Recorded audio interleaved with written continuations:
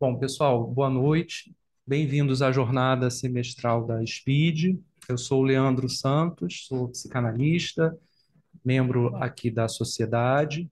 E eu vou abrir a nossa jornada, né, dando boas-vindas às pessoas que estão aqui presentes, as pessoas que estão no Zoom, né, e as pessoas que estão no YouTube, né, que a gente está fazendo uma transmissão ao vivo, né? Antes da gente começar, eu só queria lembrar, né, fazer uma nota, né, que recentemente nós perdemos um colega muito querido aqui da nossa sociedade, o Leon, que era um profundo estudioso da obra do Lacan e deixou um legado para a nossa sociedade muito grande e lamentamos muito a perda desse colega, que era muito ativo aqui, com muitos grupos, com muitos, enfim, participando sempre de jornadas, uma pessoa sempre muito ativa, né? Mas enfim, né? Vamos. Acredito que os outros colegas também vão poder, no decorrer da nossa jornada, prestar a sua homenagem. Mas hoje a gente vai abrir a nossa nosso evento, né? Com a colega Silvia Zornig, que vai, enfim, falar sobre o tema da psicanálise e o tempo, né? A Silvia, ela é psicanalista aqui da SPID, é professora do programa de pós-graduação em psicologia clínica da PUC, aqui do Rio de Janeiro, coordenadora do curso de especialização em psicanálise com crianças, também da PUC Rio, tá? Então eu vou passar a palavra para a Silvia, nossa estimada colega, que vai proferir a palestra, né, a conferência dela. Depois a gente abre para a nossa discussão, perguntas, questões, e na sequência a gente tem mais uma mesa com colegas que já estão aqui, tá bom? Então, vamos lá, Silvia, a Vamos lá. palavra é com você. Obrigada. Estão me ouvindo bem? Não? Aqui minha voz já é baixa. Bom, vamos lá. Sim. Então, boa noite a todos. É uma alegria estar aqui na Speed, como o Leandro falou, né? Tá difícil. Tá ligado? Eu acho que não tá, não. Eu instalo sem, então.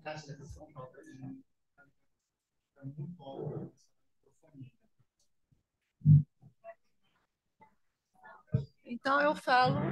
Se eu falar como você pediu, acho que eles não estão ouvindo agora, eles não escutam, né? Sim?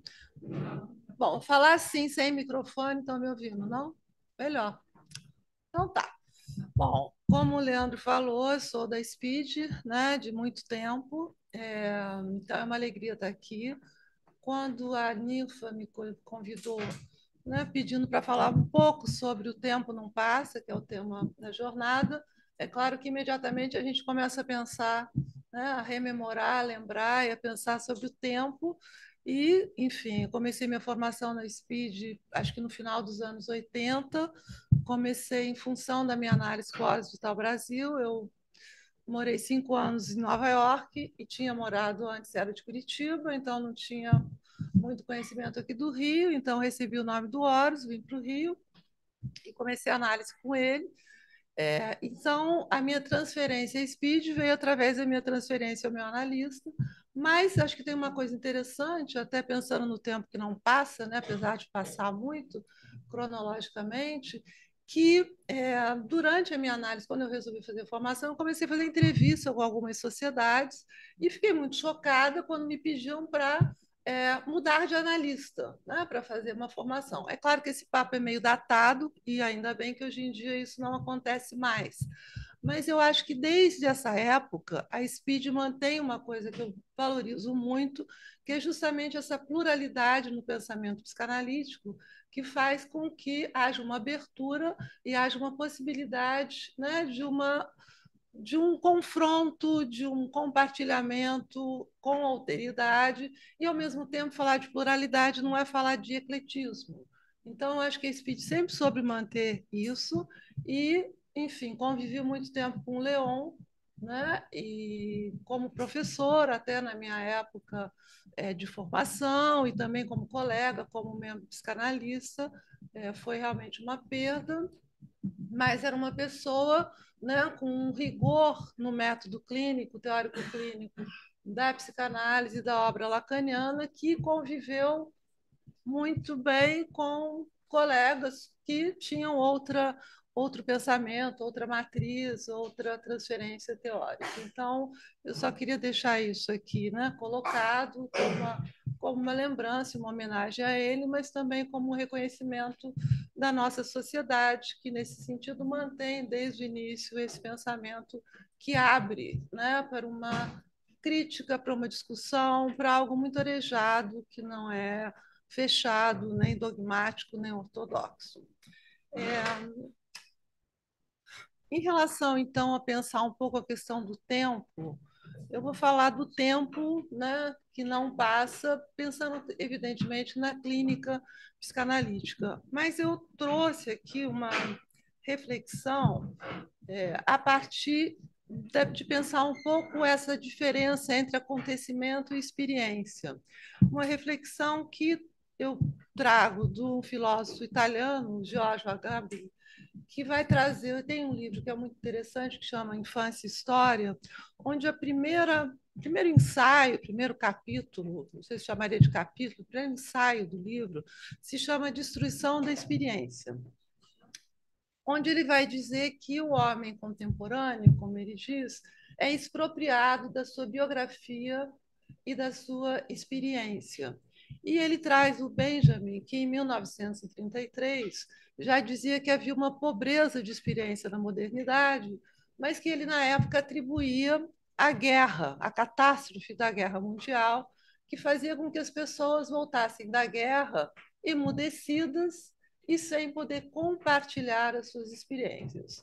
No entanto, a Gabi vai dizer que hoje em dia a gente não precisa de nenhuma catástrofe para pensar nessa expropriação ou nessa destruição da experiência, na medida em que os pequenos acontecimentos do cotidiano é que fazem esse cotidiano insuportável, na medida em que eles não se transformam em experiência.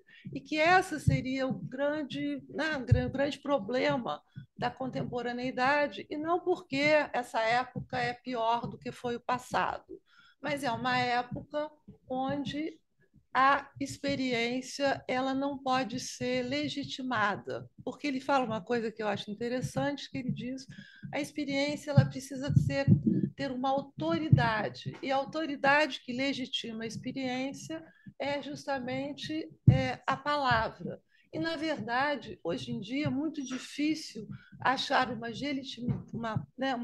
legitimidade que não seja baseada no conhecimento, e o conhecimento, na verdade, é justamente a expropriação da experiência. Então, por que eu estou trazendo isso para começar a falar do tempo? Primeiramente, porque acho que ele traz uma ideia muito interessante de o que seria, né, a experiência, ou a diferença entre a experiência e o conhecimento, a experiência e o acontecimento. Porque se você precisa sempre de um conhecimento, há sempre uma recusa da própria noção, da própria sensação de vivência. E, nesse sentido, se a gente pensar na clínica, talvez a noção do traumático possa ficar ligado também a esses sutis acontecimentos que ocorrem no cotidiano e que não conseguem, de alguma maneira, serem apropriados pelo sujeito enquanto experiência. Então, a primeira ideia, né, que eu queria pensar em termos do tempo, né, um tempo que não passa, seria essa relação entre acontecimento e experiência. É lógico que a gente pode também pensar, através do que o Winnicott vai trazer no texto sobre o medo do colapso, né, quando ele diz que há um momento, falando do traumático, onde há um acontecimento que o sujeito não estava lá, ou seja, tem um acontecimento onde não havia um sujeito que pudesse, ou por ser um infante, ou por algum motivo, se apropriar, vivenciar, sentir esse acontecimento como experiência. E o trauma ficaria justamente ligado a essa dificuldade ou essa impossibilidade, de alguma maneira, de você sentir esse sofrimento como se fosse seu. Então, essa minha reflexão que eu queria propor para a gente pensar um pouquinho hoje seria justamente pensar nessa questão, né, do acontecimento, da experiência e dessa temporalidade na clínica. O Leandro, quando falou, né, me apresentou, falou da psicanálise com crianças. Eu trabalho hoje menos, mas, enfim, tenho uma longa prática trabalhando com crianças, então eu sempre me interessei muito nessa relação do tempo na infância, né? No sentido de pensar qual seria o infantil possível de se pensar na infância. Qual é o núcleo infantil que aparece numa criança? Apareceria apenas um tempo muito mais ligado a um tempo de desenvolvimento, ou é possível pensar já numa análise com uma criança, tendo já um núcleo infantil que vai, enfim, dar, né, vai aparecer. Então, essa figura do infantil, se a gente pensa que o Freud começa com toda a questão da sexualidade infantil e pensando no núcleo do infantil como ligado a um retorno do recalcado, a uma questão neurótica, não infantil como aquilo que nós não conseguimos nos desfazer, enquanto que a infância é algo que é ultrapassada. Há também uma figura do infantil que aparece mais na segunda tópica e que é ligado à questão do traumático, que é justamente essa figura do desamparo. O Birman tem uma noção, não é nem uma noção, né? Quando ele fala do infantil, ele vai trabalhar essa ideia que ele chama do infantil por vocação, né? O infantil por vocação no sentido de que não há como, né, não se dar conta desse infantil, que é o infantil ligado justamente ao desamparo ligado a uma insuficiência do corpo, a nossa prematuração biológica, mas ao mesmo tempo um infantil que se deixa o sujeito completamente, digamos assim, vulnerável a todo o transbordamento pulsional que pode acontecer, abre também a possibilidade de dar uma historicização ao tempo. Então, a questão do tempo na constituição psíquica tem essa exigência de ser historicizado, de ter um ritmo para que ele possa ser, de alguma maneira, contornado. Se nós pensarmos agora na situação analítica e no tempo do a posteriori, né? Por que eu falei na criança? Porque a criança confronta o analista com uma questão da temporalidade que não é só da posteriori, né? Uma temporalidade também da construção, uma temporalidade da constituição do psiquismo, que também não é desenvolvimento. Então, a infância ou a criança, na análise, ela traz esse paradoxo que o adulto também traz, mas de uma outra maneira. Acho que os psicanalistas de adulto às vezes conseguem, talvez, não terem tanta questão com essa ideia que eu trago, né, de qual é o núcleo, se é que é um núcleo, que é a constituição, que é a estrutura que nós, quando atendemos uma criança, nos defrontamos. Por outro lado, só isso é só um adendo, mas importante, o Ferenczi, eu acho que foi o primeiro analista que, de alguma maneira, valorizou muito toda a dimensão infantil, né, do sujeito em análise, não só em relação à confusão de línguas, mas em relação também à análise de crianças, na análise de adultos, ao pensar no lugar do analista, não só como aquele que interpreta, mas a pensar na psicanálise como uma clínica do ato. Né? Então, o tempo enquanto movimento, o lugar do analista enquanto ação, né? Enquanto representa ação como uma clínica do ato, traz também essa dimensão de um infantil que não é um infantil do a posteriori, que é um infantil muito mais ligado ao originário. Pensando na dimensão do tempo do a posteriori, eu queria trazer também uma ideia que eu acho que é interessantíssima do Jacques André, quando ele começa a trabalhar essa ideia do Freud. Eu não vou dizer o nome em alemão porque eu não vou conseguir, mas o a posteriori, né? Mas enfim. Mas o Jacques André, ele vai pensar nessa questão do tempo e nessa questão do tempo do a posteriori. Né? Porque se há um inconsciente atemporal, há um sujeito que precisa se inscrever numa história no tempo. E quando a gente pensa no início da psicanálise freudiana, quando ele vai falar no trauma em dois tempos, né, e na dimensão do a posteriori, o que o Jacques André vai falar, e que eu acho que é muito importante, que ele vai dizer, bom, o a posteriori, o alemão, foi traduzido pelo Strachey como ação deferida, deferred action, a tradução para o inglês. O que dá a ideia de um evento que aconteceu na infância e um segundo tempo de ressignificação do trauma.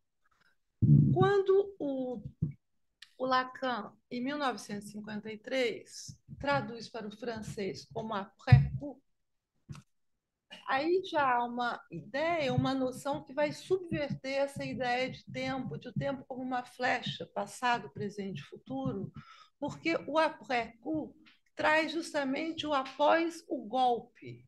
E a ideia aí é o golpe, não é a ressignificação. Então, o que o Jacques André vai trazer é que, nesse sentido, o golpe, o primeiro tempo, não, o golpe, na verdade, é o primeiro tempo, né? E a infância, ou o que acontece como evento, seria um segundo tempo.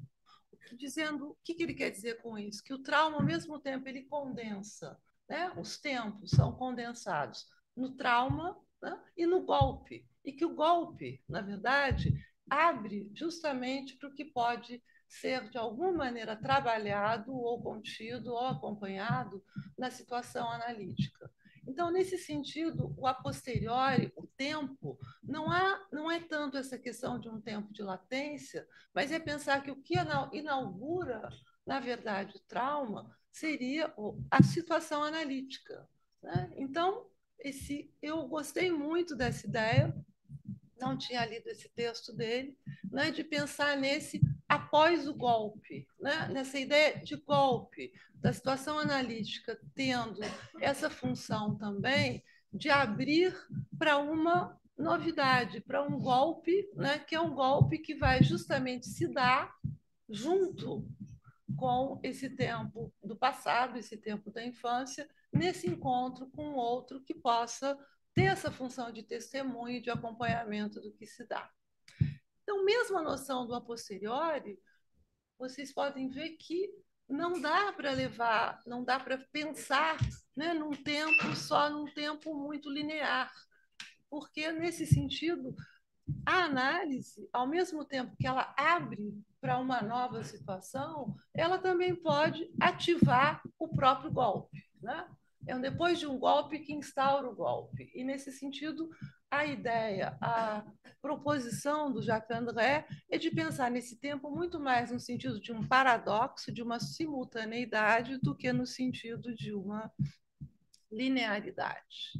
Então, isso eu acho que é importante, porque, da mesma maneira, quando nós pensamos o infantil em relação ao tempo, há, ao mesmo tempo, uma simultaneidade, né, na clínica, na situação analítica, do que é arcaico, né, do que não está inscrito na ordem da representação, do que é ligado ao desamparo, com, né, uma dimensão, talvez, de um processo secundário, que também aparece, que também surge, que também está lá. Deixa eu olhar meu tempo aqui. Né? Bom, e aí a gente chega um pouco, pensando nesse tempo que não passa, nessa noção de originário. Também é uma noção interessante e, ao mesmo tempo, uma noção difícil. E quando nós falamos do infantil arcaico, é uma coisa que me interessa muito como psicanalista. Como eu falei, não só pela análise de crianças, mas por toda a ideia, né, de corporeidade, por toda a ideia de uma clínica onde a dimensão da forma, da musicalidade, da prosódia, do som, né, do que o Freud talvez chamasse de representação coisa, desses significantes formais, como diz o Anzieu, ou seja, significantes que se relacionam muito mais, como eu disse, a imagens, a sons, ao pictograma, do que exatamente a uma representação de palavra.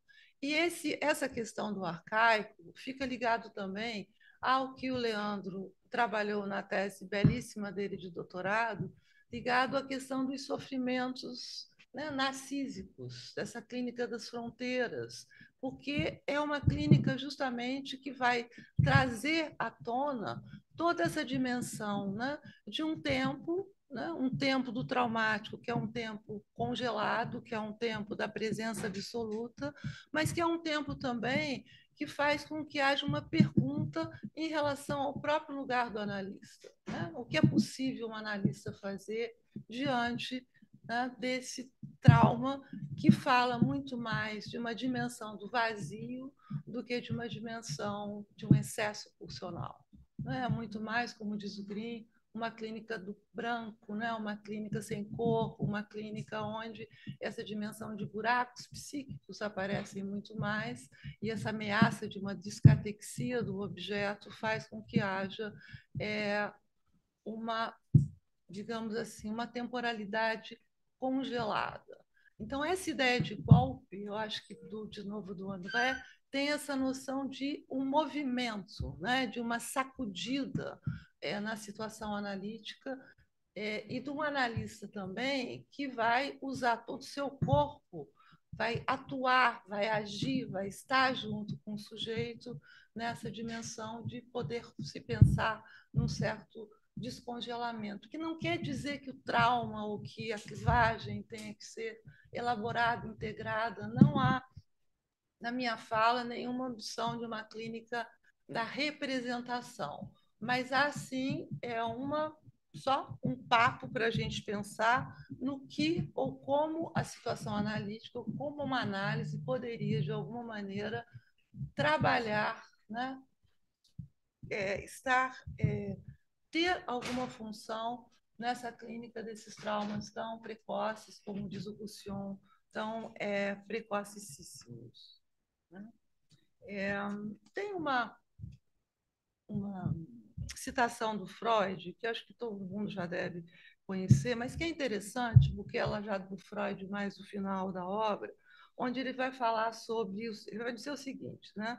Minha linha de pensamento progrediu da seguinte forma: talvez seja uma característica geral das alucinações, a qual uma atenção suficiente não foi até agora prestada, que nelas algo que foi experimentado na infância e depois esquecido retorne, algo que a criança viu e ouviu numa época em que mal podia falar. Então, essa citação do Freud também não é para retomar o Freud ou colocar o Freud nessa discussão dessa corporeidade que nós falamos hoje em dia, mas para pensar que tem algo, né, que não é escrito nas palavras, que produz marcas perceptivas no corpo e que, como um tempo cristalizado, também precisam de um outro que possa, de alguma maneira, não só sentir como espelhar com o seu próprio corpo alguma coisa que não pode ser sentida nem veiculada pelo lado do analisando.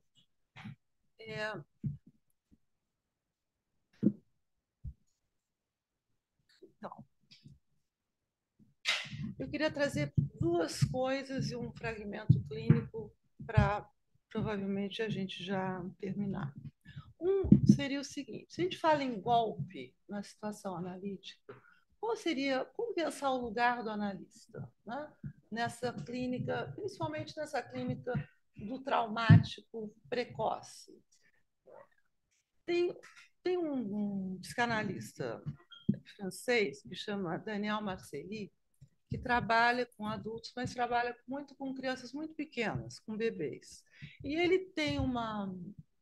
trabalha com a ideia da função da surpresa na constituição psíquica e na clínica psicanalítica, porque ele diz que muito é falado sobre a continuidade do ser, né? Sobre uma previsibilidade, uma continuidade do ambiente para o próprio desenvolvimento emocional da criança, para a sua constituição psíquica, mas que muito pouco é falado sobre a dimensão da surpresa e das descontinuidades na própria constituição psíquica e também na clínica. E ele traz, então, assim, como uma metáfora, como um exemplo, na verdade, essa brincadeira de fazer cócegas num bebê. Né? E ele, então, explica detalhadamente, com muito detalhe, o que ele vai chamar de um micro-ritmo. Ele vai dizer que tem os macro-ritmos, que são aqueles que vão dar ao bebê a previsibilidade, noite e dia, alimentação, enfim, cuidado, que vão instaurando nessa relação entre os objetos significativos e o seu bebê esse ritmo da existência. Mas tem os micro-ritmos, que são muito, ele diz, que não demoram muito tempo, mas que, por outro lado, são fundamentais na instauração do ritmo e do tempo, que é justamente o fator surpresa que se vê quando um adulto, geralmente pai, a mãe, alguém, brinca com um bebê de fazer cócegas, por exemplo. Né? Que há uma repetição, que o primeiro há várias repetições, o bebê está acostumado com aquilo, com a brincadeira, mas que, ao mesmo tempo, nessa repetição, uma sedução da mãe que ela quebra, porque ela vai, né, a tensão vai aumentando, a excitação vai aumentando, até que, de repente, tem as cócegas. E nisso o bebê se assusta, ao mesmo tempo a mãe dá risada e o bebê morre de rir. Então, ele, dessa situação muito do cotidiano da vida de um bebê, ele vai falar que a surpresa ela é fundamental. Por quê? Primeiro, porque ela instaura um ritmo, e também porque ela traz a questão da diferenciação. Porque o bebê, na verdade, ele é um pouco seduzido pela repetição, fica meio incerto em relação ao que vai acontecer, e quando ele talvez esteja ali meio relaxado, achando que nada vai acontecer, vem as cócegas, né? Vem o susto, vem a surpresa. Na verdade, não é um susto, né? O susto talvez fosse mais traumático.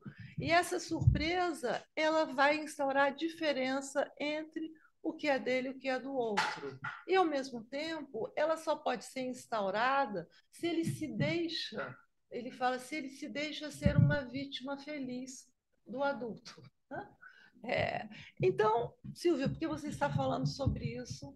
Porque eu pensei que na situação analítica acontece um pouco isso, né?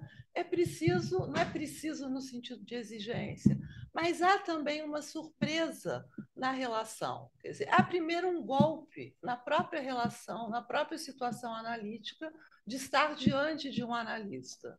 Mas há também um efeito, né, de surpresa que pode fazer com que se quebre a repetição e que se abra para um ritmo próprio desse para-analítico, mesmo trabalhando com a ideia do ordem do terceiro analítico. Né? Não estou falando de díade, mas de algo que se coloca ali entre os dois.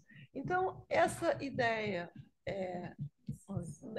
de surpresa e de descontinuidade é importante também no sentido de produzir, né, tanto numa criança como no analisando, a possibilidade de se descolar um pouco dessa situação ou dessa experiência de semelhança.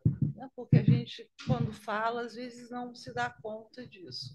E, nesse sentido, eu acho também, eu pensei num breve fragmento clínico para trazer para vocês, que é de uma mulher já às voltas com uma aposentadoria, com a finitude,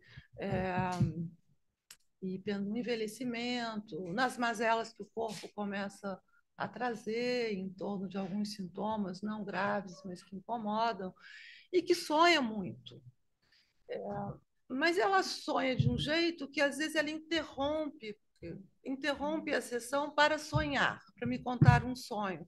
Mas que, mesmo que a gente trabalhe o sonho, nunca me parece que aquele sonho impacta muito o que ela diz, e são sonhos muito de desmantelamento, de falta de rumo, casas que caem, ou fantasmas do passado, pessoas já mortas que vivem aparecendo. E um certo dia ela chega e fala para mim, assim, meio rindo, ela falou assim, olha, Se eu continuar sonhando assim, vou precisar de um Rivotril. Não aguento mais sonhar. Fico exausta de tanto sonhar. Mas ela fala meio brincando, né? E eu escuto aquilo, né? Também entendo um pouco a mensagem, e nessa sessão nós ficamos assim, né, conversando.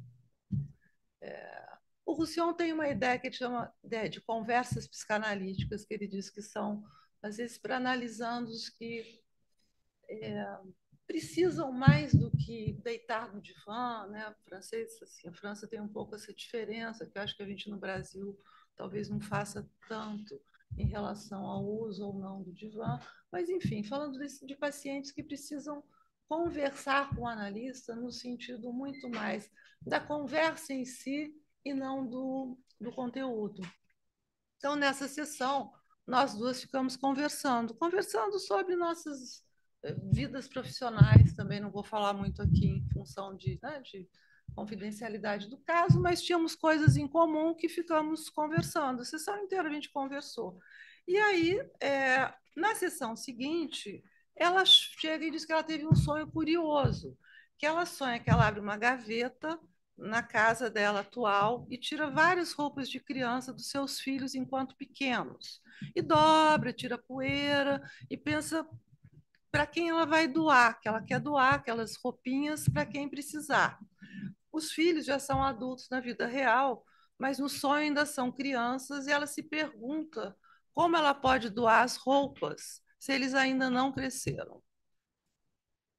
Então, esse sonho, eu achei um sonho ao contrário talvez dessa queixa dela, de que ela sonhava muito, me pareceu um sonho muito transferencial, né? Que vem logo depois dessa sessão, que nós ficamos conversando sobre, enfim, sobre a gente, né? Sobre os processos secundários, se vocês quisessem, mas eu acho que indica uma abertura, né? Para uma infantil, que é um infantil que aí não tem essa ameaça tão grande de um desmantelamento, mas parece um sonho onde há um reconhecimento também de uma simultaneidade paradoxal entre, ao mesmo tempo, ser cuidada e reconhecida na situação analítica, ao mesmo tempo que ela se pergunta se é possível se separar do ar o que permanece em si.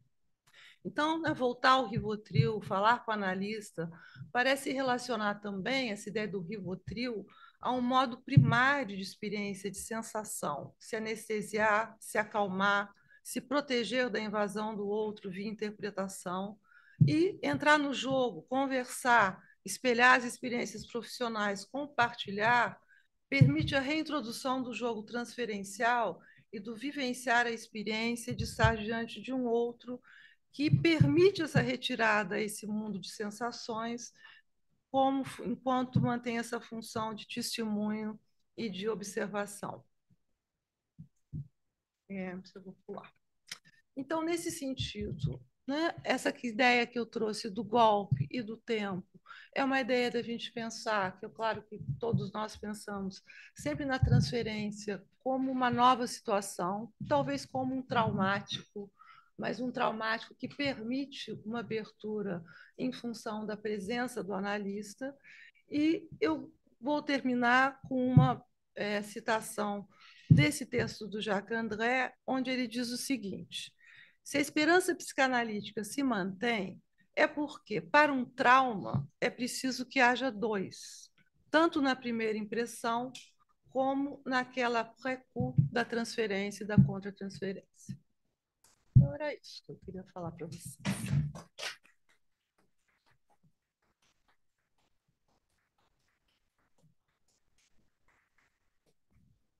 Obrigado, Silvia, pela palestra tão profunda, né? Com muitas questões que eu espero que a plateia também tenha aproveitado, né? Então, vamos abrir para questões, né? Para a gente poder fazer um debate, tá? O microfone está.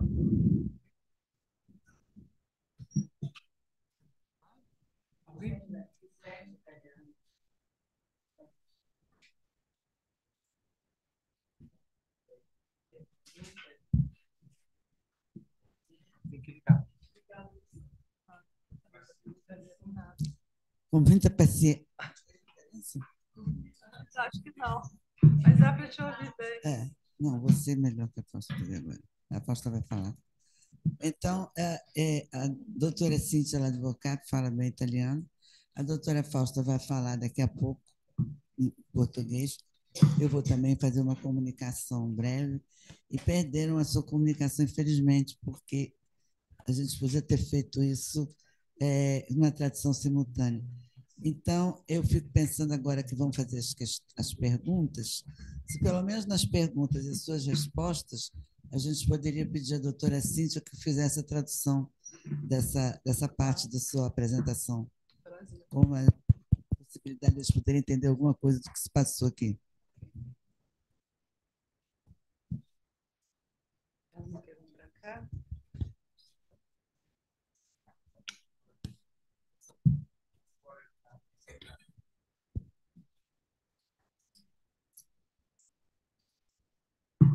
Quer sentar aqui?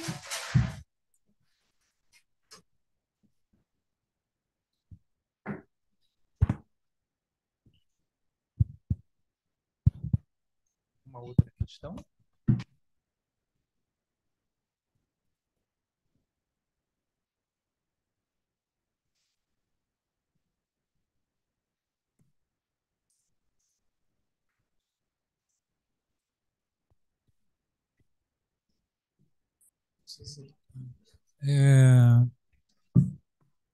Agradeço pela apresentação, muito interessante, profundo, como diz aí o mediador. Eu sou egresso das Ciências Exatas, então eu estou navegando iniciando minha navegação nessa seara agora. No início No início dela.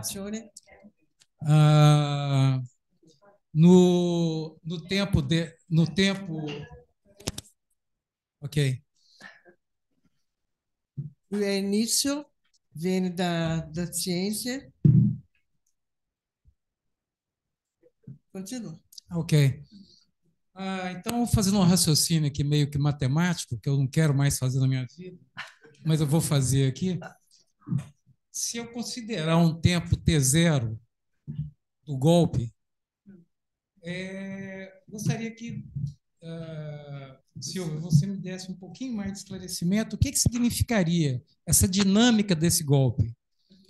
É lógico que você está fazendo alguma coisa instantânea, é um golpe, não é algo que a criança ou infantil elaborou naquele momento, com aquela psique dele ainda em formação, né? Então, é algo que projeta, e aí vem o impacto, digamos assim, para o set analítico, né? Da interação do analista analisando. Por outro lado, se eu não considero essa dinâmica do tempo T0, dessa instantaneidade do golpe, eu diria que a criança vai elaborando aquele ali na fantasia, nas alucinações dela, fazendo algum paralelo aí com Winnicott. Então, eu gostaria que você me falasse um pouquinho mais desse tempo T0. O que aconteceu aí nesse tempo inicial que houve esse disparo dessa flecha?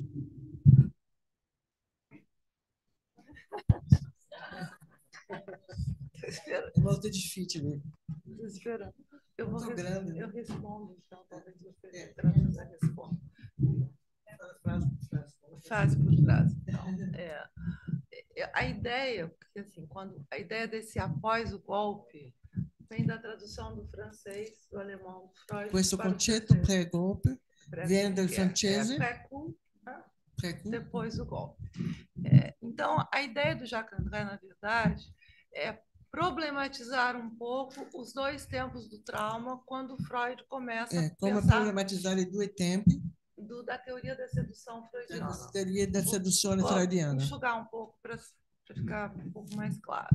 Então, geralmente se fala que há um tempo primeiro de um acontecimento. É um tempo primo de questo succedere. Onde a criança, pela imaturidade psíquica, não conseguiria dar um significado ao evento traumático. Perché la bambina com per la sua età non riesci a fare questo significato. E que essa ressignificação aconteceria a partir da adolescência. E questo Essa significação. Questo significato viene do trauma, viene dopo. Depois, a partir de uma cena neutra. Dopo la no cena cotidiano. pela cotidianità. O que o Jacques André vai propor é que esse tempo. Lui propone che questo tempo. Que o tempo da ressignificação. Ressignificare. Não é ressignificação. Que o que instaura o trauma. Questo que instaura il trauma. Seria justamente a situação, por exemplo, analítica. É a situação analítica. Que a relação, né, o encontro analítico entre o sujeito e o analista. Il rapporto, questa relazione tra não só la persona, reativa, não só reativa, como instaura uma nova situação. Uma nova situazione. Que pode ou ser abertura. Que può essere uma nova abertura. Também um evento traumático. Ou uma cena traumática. Ficou... Okay. Eu estou enxugando um pouco. Okay. Pra... Segundo trauma. Sim. Sim. E a gente, assim, te dando um exemplo mais de caso, muitas vezes as pessoas contam uma cena. Alcune volte la persona racconta una cena horrível. Terrível. Ou com uma cara de paisagem. Uma faccia assim, de tranquila. Ou às vezes até rindo. Ou ridendo. Que ele dá risada. Como se pudesse rir. E como se estivesse contando, foi ao cinema, sei lá. Como se raccontasse que é stato in cinema. Então tem algo na análise que pode propiciar que haja, né, uma certa relação entre o acontecimento e a experiência. Succede qualcosa com uma relação tra. A ideia que você trouxe quando você fala do Winnicott, e a gente sabe que os autores franceses como Roussillon e Grimm são inspirados no Winnicott. Roussillon são inspirados em Winnicott. Justamente pela função do objeto. Função do objeto. Não só contingente, como na obra freudiana, mas justamente pela posição pela posição agora como eu vou falar isso claramente, pela posição do analista, de testemunho e de participação e participar com o seu corpo nessa situação. Em questa situação. Então acho que ele quer desmistificar a ideia, o que eu gostei depois do golpe, né? É a ideia de que muitas vezes é justamente essa relação alcune volte questo rapporto tra que instaura, que faz com que esse trauma possa ser de alguma maneira aberto a uma experiência de escuta. É aberto a sentire. Mais ou menos, ok? Sim? Nada.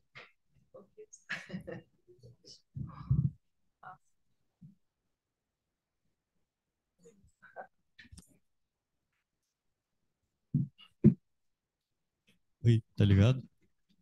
Tá ligado? Não, tá ligado. Tá ligado já, tá ligado. Fiquei pensando nessa analogia que você deu do T0, né? E no que ela falou, e acho que a questão é que mesmo na física não é instantâneo o golpe, né? Ele tem uma duração. E talvez o que a gente precise a questão seja a gente retomar essa experiência dessa duração que foi perdida. Com essa duração que é persa. Na experiência analítica. Eu acho interessante, eu não sei se eu colocaria retomar uma duração que foi perdida, né? Não é questão de retomar a duração que é persa. Eu acho que talvez, porque eu trouxe a questão da surpresa e do ritmo, porque eu acho que através da situação analítica se instaura um ritmo que nessa situação do acontecimento na situação analítica não havia ritmo. Não havia ritmo. Há só algo que é um tempo congelado. Só um tempo algo que cristaliza, congelado. Algo que marca, mas que não tem uma saída. Que marca, mas não c'è uma uscita. Então, esse efeito de surpresa da análise me parece que instaura um ritmo entre o analista e o analisando. Tra analista e paciente. E, ao mesmo tempo, abre para a alteridade. Lo stesso tempo apre per l'autorità. Se você é surpreendido, né, você, de alguma maneira, talvez não consiga ficar apenas repetindo. Se você pode ser surpreso, não repete. Eu não sei se vocês viram o filme Divertidamente 2. Né? Eu vi porque eu queria ver também por exigência. Eu havia visto porque eu voleva vedere. Os não pequenos também. Mas tem uma figura que é a figura do tédio. Vocês lembram? O tédio é assim. Fica assim.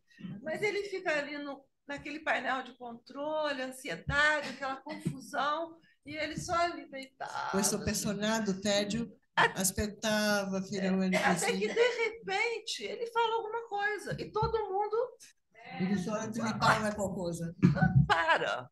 Então, assim, tem essa figura também que é uma figura de surpresa, mas é uma figura de surpresa que fica um pouco desconectada da cena. É uma figura surpresa desconectada dela, cena. E que aparece como uma completa alteridade, porque ninguém espera que ele faça nada. Serve como uma alteridade que nessuno aspetta niente.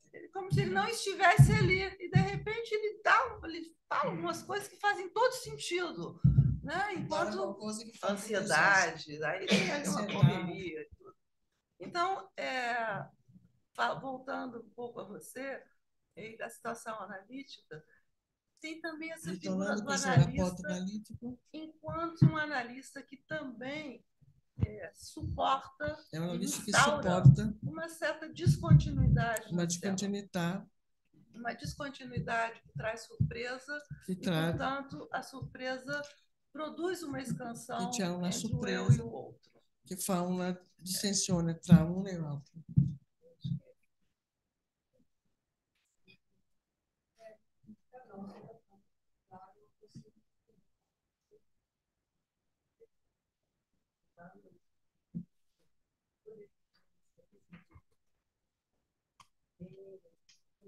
Está falando comigo? Eu não estou ouvindo. Oi, desculpe. Fala de novo. Eu entendi metade. Não sei como você... Desculpa. Eu estava falando com a Cíntia porque os amigos aqui não estão entendendo bem o significado da palavra golpe que você está utilizando. O que significa e qual seria a referência para este conceito de golpe? A referência é a tradução para o francês. Tradução do francês. Do a posteriori, do naturalista, que você fala em alemão. Freudiano. Do a posteriori freudiano. Em português. Mas a tradução para o francês. Tradução para o francês. Veio do Lacan. O Lacan fez après-coup. Après-coup. Après-coup, em português, é depois do golpe. Né? Golpe como impacto, golpe como algo que transforma a cena. Golpe como uma coisa que transforma a cena. Golpe como algo que movimenta um tempo muito cristalizado. Que mete em movimento um tempo cristalizado. Nesse sentido. Obrigada. Nada.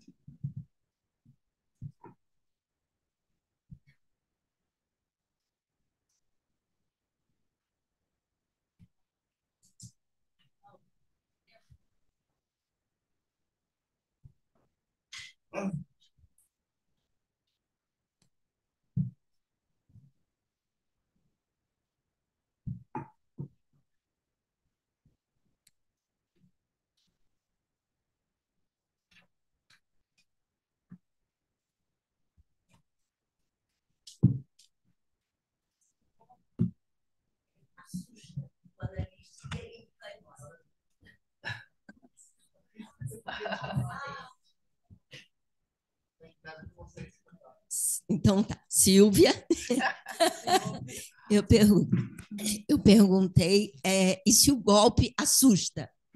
E se o analisando vai embora? Se questo golpe spaventa o analista. Qual a dimensão? É difícil de dizer, né? Mas como o analista consegue lidar com esse tamanho do golpe? Come analista può gestire questa misura di questo golpe? Se lui si spaventa. Olha, eu acho que muitas vezes que isso pode acontecer, né? Não são poucas vezes. Acho que muitas vezes Questo può succedere tante volte. nós analistas nos assustamos. E Noi ci spaventiamo. ah, não. Ah, desculpa. Eu falei que muitas vezes nós, os analistas, nos assustamos com o golpe, né?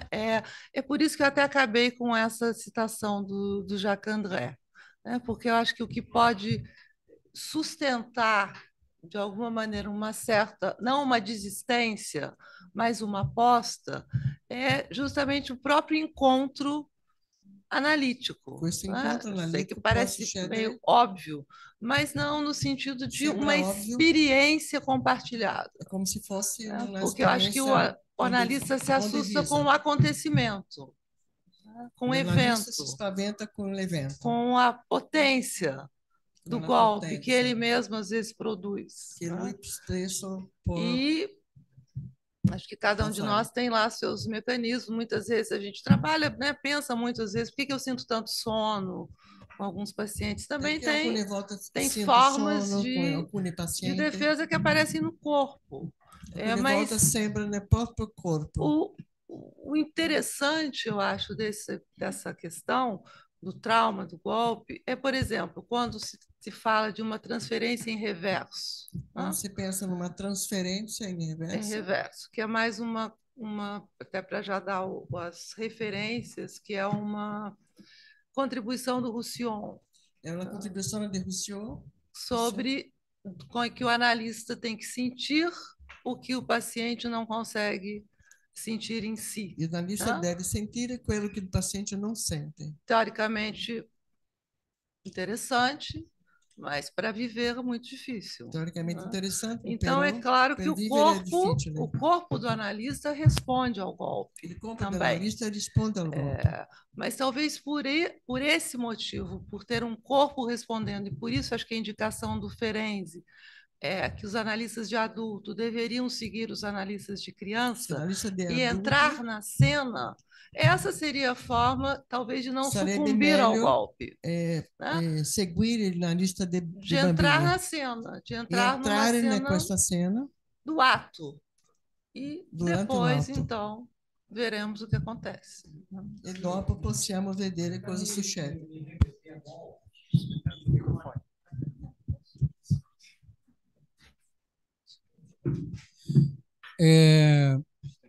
Eu vou fazer uma inserção um pouco irônica, tá? Porque eu gosto de brincar, mas a gente não se conhece e o ambiente aqui é mais formal também. Mas eu vou me permitir fazer essa provocação a você. Está parecendo que nós estamos meio que surpreendidos, segundo a sua proposta, com algo que não seja compatível com a neutralidade do analista. Uhum. E essa neutralidade do analista é algo que já precisa, ou já deveria estar sendo debatido há mais tempo. Os sentimentos, as emoções, elas fluem na transferência e na contratransferência. Ok. Questo non è compatibile con la neutralidade do analista. Riassunto. Bom, pessoal, nosso tempo dessa comunicação está se terminando, né? E eu vou, enfim, encerrar, agradecer a presença da Silvia com essa fala ultra potente, que eu tenho certeza que cada um vai com formiguinhas, né, na cabeça, tá? Então, agradecer novamente a presença da Silvia e já convidar a Solange, que vai mediar a próxima mesa, para poder trazer os convidados, tá bom? Obrigada, Obrigado gente. pela presença.